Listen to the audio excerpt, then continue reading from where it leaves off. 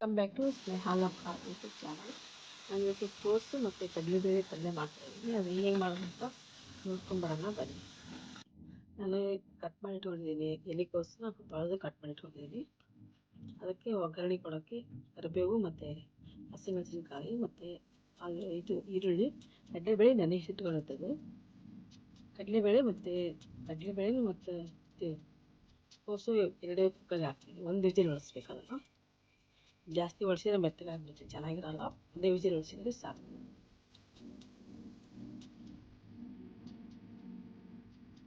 Vigil ಹೊಡ್ಸಿದ್ರೆ ಚೆನ್ನಾಗಾಗುತ್ತೆ. ಜಾಸ್ತಿ ಹೊಡ್ಸ್ಬಿಟ್ರೆ ಮೆತ್ತಗಾರ ಚೆನ್ನಾಗಿರೋ ಟೇಸ್ಟ್.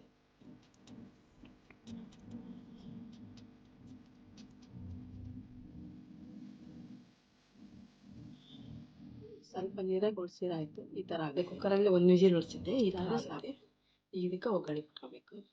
ಬನ್ನಿ ಅದು ಹೇಗಂತ ಮಾಡ್ಕೊಂಬರೋಣ. ನಾವು ಒಂದು ತವ ಇಟ್ಕೊಂಡಿದ್ವಿ, ಆಯಿಲ್ ಹಾಕಿದ್ದಕ್ಕೆ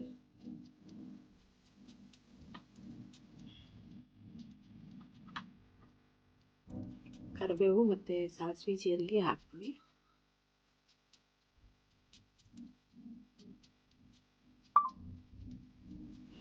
ಇದು ರೊಟ್ಟಿ ಜೊತೆಗೆ ಚೆನ್ನಾಗಿರುತ್ತೆ. ರೊಟ್ಟಿಗೆ ಮತ್ತು ಚಪಾತಿಗೆ, ಅನ್ನಕ್ಕೆಲ್ಲ ಚೆನ್ನಾಗಿರುತ್ತೆ. ಸಾಸಿವೆ ಜೀರಿಗೆ ಮತ್ತು ಕರಿಬೇವು ಹಾಕಿದ್ವಿ.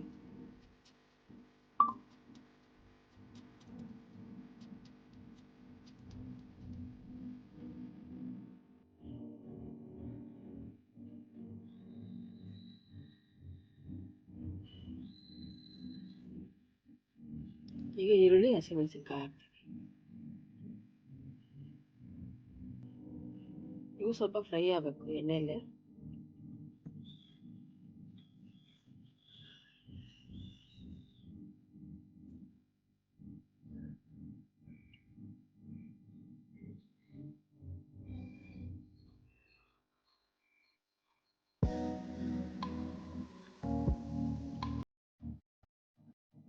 ಇವಾಗ ಇದನ್ನು ಹಾಕ್ತೀನಿ, ಬೇಯಿಸಿರೋದು ಕೋಸು ಮತ್ತು ಕಡಲೆಬೇಳೆ.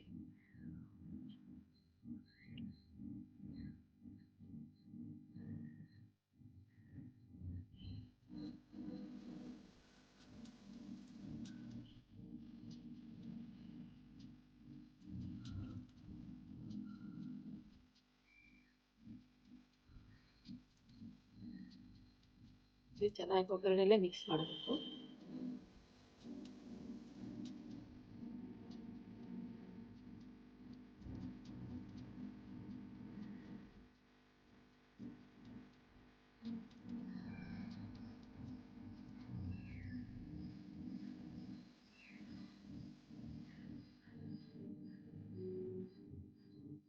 ಇದು ಚಪಾತಿ ತುಂಬ ಚೆನ್ನಾಗಿರುತ್ತೆ ಕಾಂಬಿನೇಷನ್.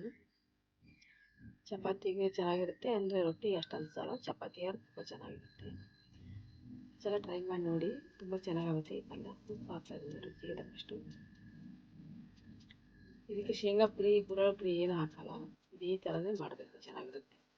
ಅದೆಲ್ಲ ಹಾಕಿದರೆ ಮತ್ತೆ ಅದು ಬೇರೆ ಟೇಸ್ಟ್ ಬರುತ್ತೆ, ಇಲ್ಲಾಂದ್ರೆ ಈ ಟೇಸ್ಟ್ ಬರೋಲ್ಲ. ಇದಕ್ಕೆ ಕೊಬ್ಬರಿ ಇದ್ದರೆ ಹಾಕ್ಬೋದು, ಚೆನ್ನಾಗಿರುತ್ತೆ. ಇನ್ನು ನಾನು ಕೊಬ್ಬರಿ ಇದ್ದೆಲ್ಲ ಹಾಕಿಲ್ಲ, ನೀವಿದ್ದರೆ ಹಾಕಿ. ತುಂಬ ಚೆನ್ನಾಗಾಗುತ್ತೆ ಕೊಬ್ಬರಿ ಹಾಕಿದ್ರೆ, ಟೇಸ್ಟ್ ಇನ್ನೂ ಚೆನ್ನಾಗಿ ಬರುತ್ತೆ.